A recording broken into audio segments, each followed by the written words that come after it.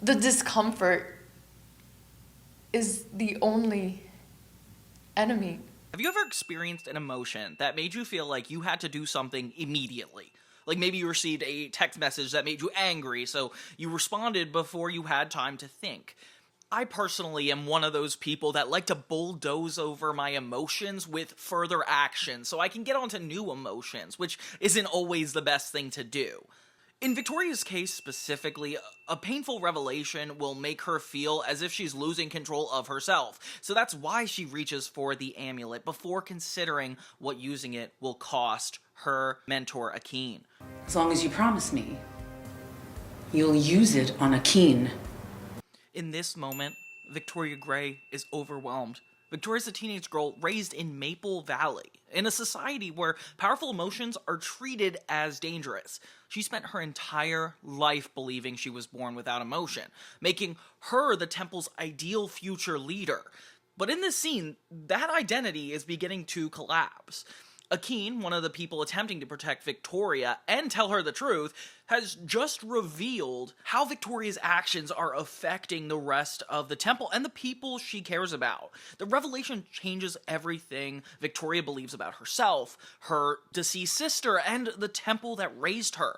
She's not just feeling fear, but like confusion, resentment, and possibly grief for a version of herself that may not have even been real. And she's holding the Hades Amulet, an object capable of removing somebody's emotion.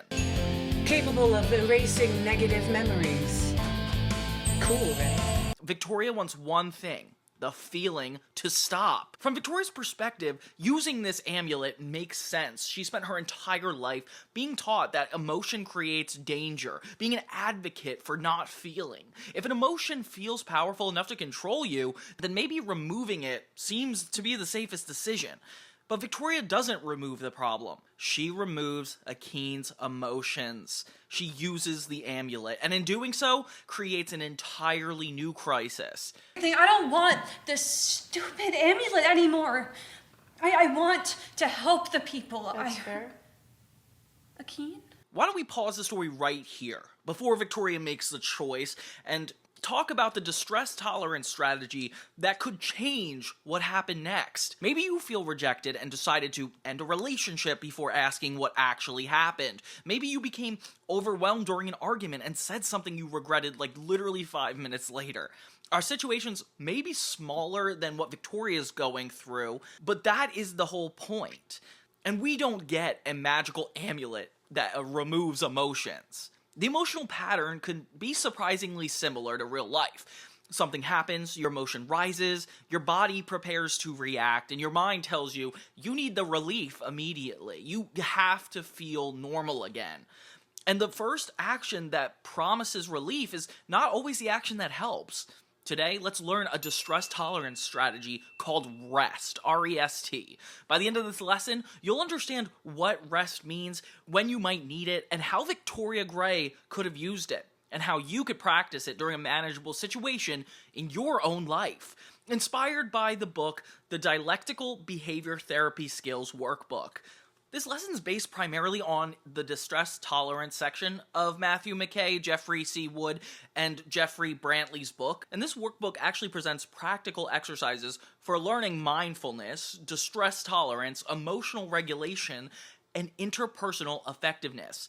The authors are not discussing Victoria Gray or diagnosing any of these characters. I'm just using these characters from the events of my musical, The Consequences of Victoria Gray, as a fictional example to help understand this skill. This video is designed for education and reflection. It's not supposed to be like therapy, diagnosis, crisis care, or medical advice.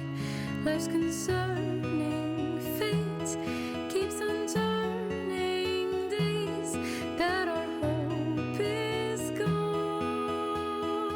Intro to Distress Tolerance. So the workbook begins its discussion of distress tolerance by acknowledging that pain is unavoidable sometimes. Physical pain can appear unexpectedly, and emotional pain can do the same. We can't always anticipate when somebody's going to reject us, disappoint us, frighten us, or remind us of something painful. This is something I personally have to avoid a lot in my daily life because I just want to have control over what I need to do and my responsibilities. The difficulty is when emotional pain becomes so overwhelming that it becomes much harder to think rationally and choose an effective response that you feel like reflects who you are and who you want to be. The workbook explains that people may use these coping strategies to provide temporary relief and then create more pain later. In simple language, distress tolerance is the ability to get through an emotionally painful moment without making the moment more destructive. It doesn't promise to remove the emotion.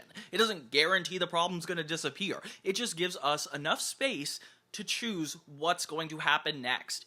Pain may be unavoidable, but a second crisis may not be. Think of distress tolerance like an emergency brake. An emergency brake does not transport you to your final destination. It doesn't repair the road. It doesn't solve every problem with the vehicle. It just helps stop the vehicle before it crashes into something else to protect the person in the car. That's the purpose of the skill we're learning today. Victoria's original pain is real. She's learning information that threatens her identity. She may no longer know whether the temple protected her, controlled her, or lied to her. She doesn't know whether the emotions appearing inside her belong there. She doesn't know whom to trust. That is the original emotional pain. But then Victoria reacts to the pain by using the amulet to erase emotions from Akeen, creating a whole new pain that didn't need to be there. So let's talk about original pain versus the reaction. The show is more important than the act. The original pain is Victoria's identity and beliefs being challenged, the lie coming to the forefront. The reaction is Victoria draining one of her mentor's emotions, assuming that she is at the helm of this miscommunication and honestly, like, decay of her life. Like, she feels she has a right to act out on this.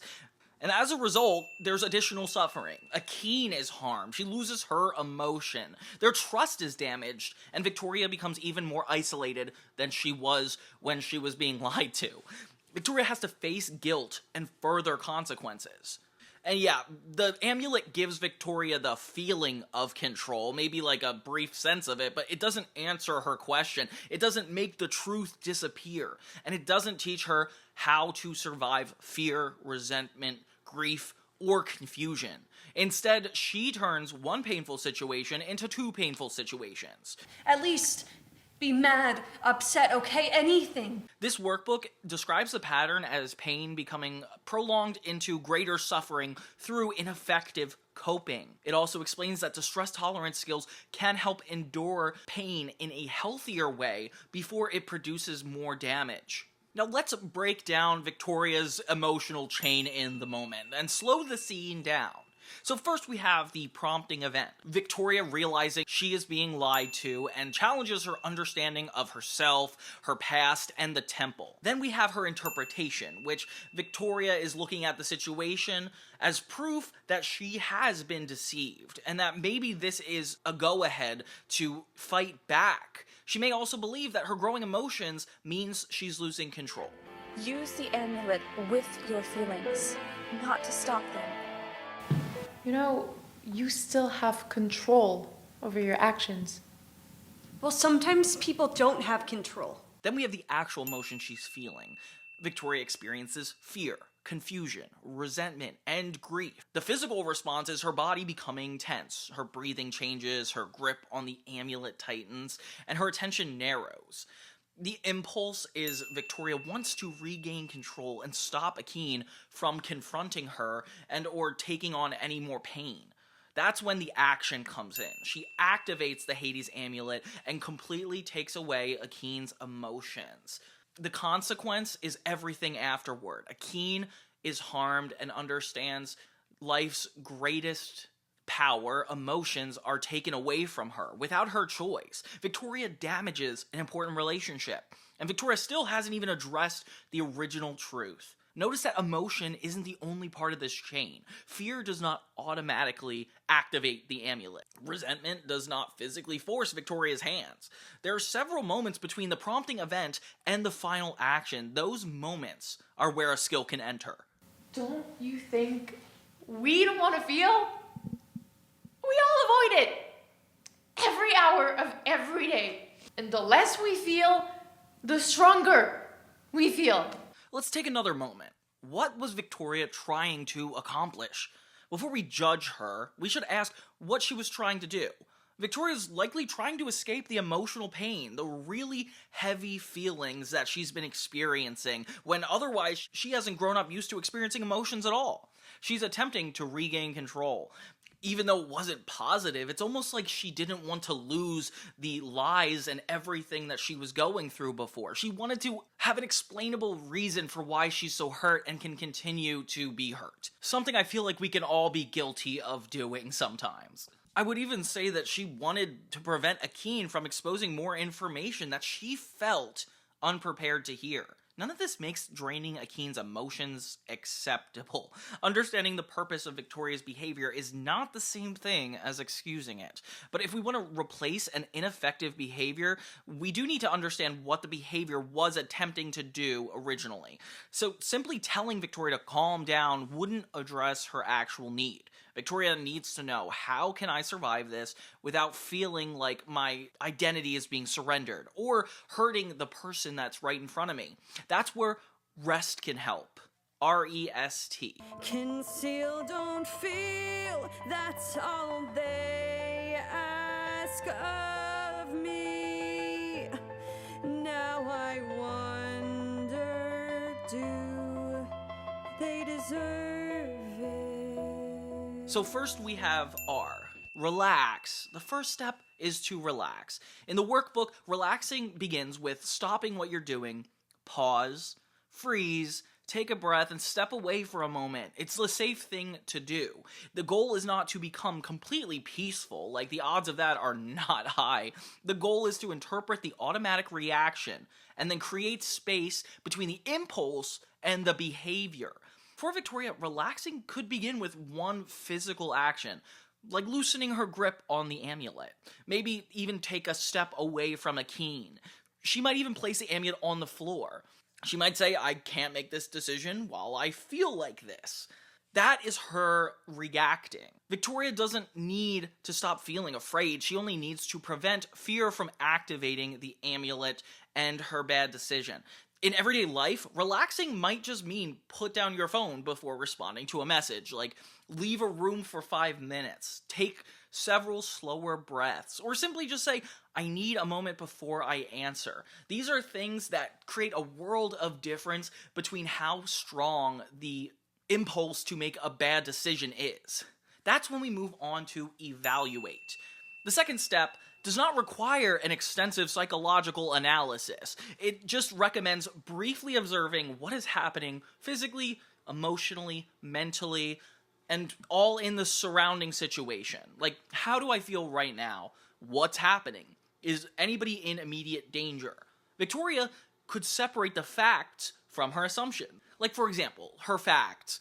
Victoria just received painful information. She's experiencing several intense emotions. While Akeen is trying to intervene, Victoria is holding the amulet capable of harming Akeen.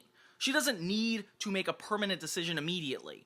The assumption is, these emotions will destroy me. Akeen is trying to control me. I have to stop the feeling right now. Use the amulet to solve the problem. Victoria could just ask, am I in danger right in this moment? Is this person trying to attack me? Or am I just feeling like I'm in danger? That distinction really does matter. An emotion can be extremely powerful without being an accurate description of everything happening in front of us. And that's when it's important to set your intention. That's the third step. The workbook defines an intention as a target, a goal, or a plan for what you want to do next. It doesn't need to be the perfect solution, it only needs to guide you toward a healthier action. Victoria could ask, what do I want to protect? You know, like my identity, the lies I've been told. Does she want to protect her relationship with Akeen? How much does this person really mean to her? Does she want to learn the truth? Does she want to maintain control over her actions? Does she want to avoid becoming the type of person that the temple has always warned others about? Her intention might just be, I want to understand the truth without hurting anyone or losing control of who I should become. That intention gives Victoria something larger than immediate relief to work toward. And the moment is not as powerful as the long-term goal she has and who she wants to be. She's not just asking, how do I make this feeling stop? She's asking, what action do I need to do to be the person I want to be? A hero. That's when we go to the final step, take action. This is described in the workbook as putting intention into motion deliberately and with awareness. The action may not solve the problem, but it's likely to be more effective than reacting automatically. For me, I wish I had this in high school to remind myself that I want to be a certain type of person when I grow up, and that I have the power to be that person with the decisions I make. Victoria's action is just putting down the amulet. Then she could tell Akeen, I'm overwhelmed, and I don't trust myself to make a decision right now. I need to leave, but I will come back when I could hear the truth without needing to defend myself. Victoria could just temporarily leave the scene. She could ask Xenia or Kodai to remain with her, and she could even use the Serenity Tear as a grounding object without activating its power. She could ask Akeen to explain the information into smaller pieces. The goal is not for Victoria to solve the mystery of her entire existence in this one conversation. The goal is to just choose another action that she could feel confident in and doesn't create another victim. Now let's do something just as fun. Rewrite the scene. Now let's replay that scene with rest. So Akeen confronts Victoria, right? Victoria feels her body become tense. She looks at the Hades Amulet and wants the feeling to disappear. But instead of activating it, she lowers her hand. She says, stop, I can't hear this while I feel like this. Yeah, that might seem a little aggressive and hard to come by. I definitely don't think I could say that to my parents. But the amount of health it could save for you and the other person is just insurmountable. First, Victoria relaxes by stopping and creating physical distance, then evaluates. Akeen is not attacking her. Victoria is experiencing emotional danger, but she's not facing an immediate physical emergency. So she sets an intention. She wants the truth, but she doesn't want to harm Akeen to escape it. So she takes action, puts down the amulet, and leaves the scene temporarily. The emotion's still there. Victoria's still confused. She may even still be angry with Akeen. She may feel betrayed by the temple. Yeah, rest does not erase any of these emotions. It just changes what Victoria does to stop feeling them. That's when we go to something really important. Distraction is not avoidance. Temporarily leaving the scene is not avoidance. The workbook distinguishes the distraction from avoidance. Distraction means you're temporarily shifting your attention so your emotions can be more manageable, with the intention of returning to the problem. Avoidance is refusing to deal with the problem at all. If Victoria says, like, I'm leaving, I can't talk right now, that's avoidance. If she says, I need 10 minutes before I continue this conversation, that's a temporary pause. The difference isn't merely leaving, it's the intentions of which she is going to act. Using the amulet is not distress tolerance. It's an attempt to permanently eliminate the emotional experience. Emotional repression is not emotional regulation, and removing someone else's emotions isn't the same thing as regaining control of your own actions, guys. Now let's take this to our everyday life, with a smaller example. Imagine somebody sends you a message that feels rejecting or disrespectful. Like, I can't hang out today. Your first thought is like, they do not care about me. You feel angry, maybe embarrassed. Your impulse is to send kind of like a dismissing response, or almost not even end the message. Maybe even thinking about ending the relationship immediately. That's when using rest could really come into play. First, relax. You put down the phone, take several breaths. Evaluate. Read the exact message again, maybe even an hour later, and separate what the person wrote from what you think they meant.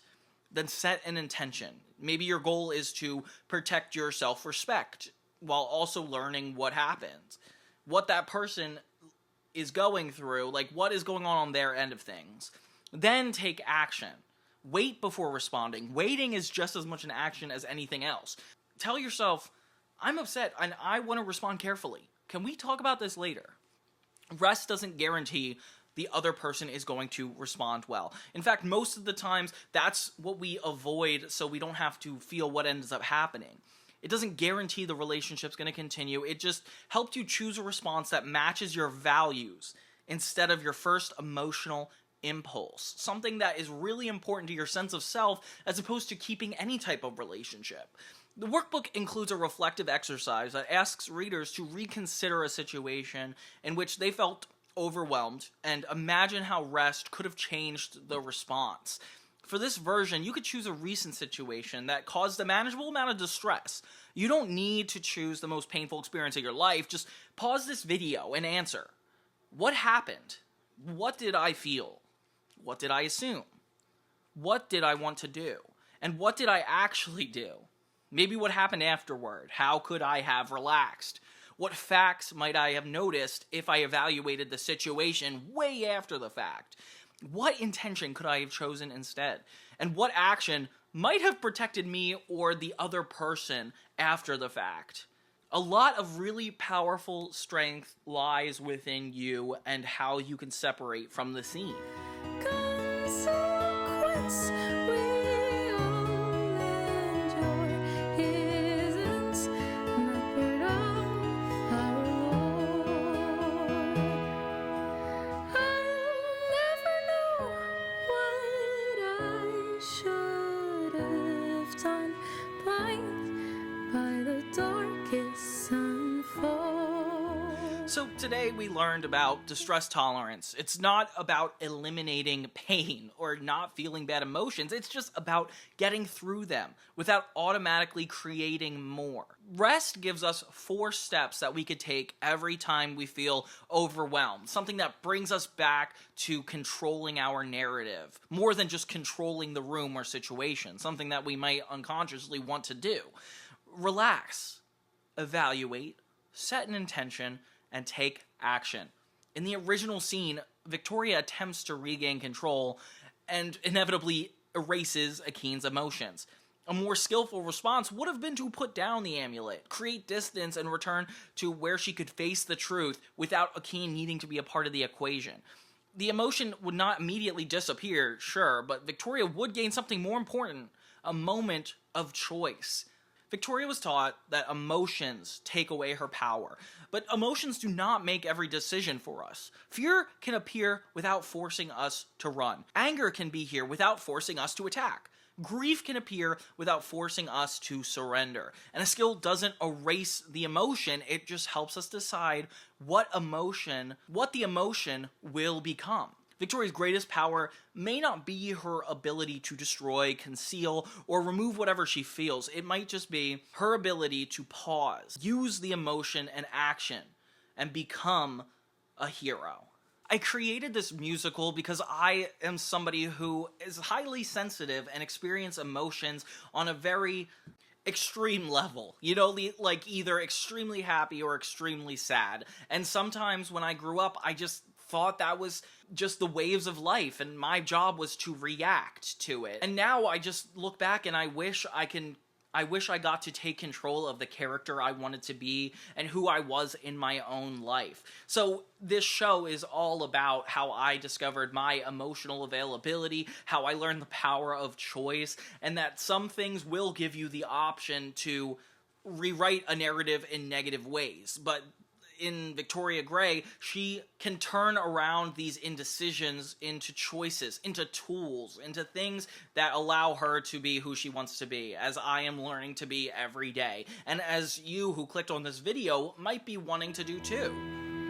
If you can help us finally cry, our cracks might all finally dry.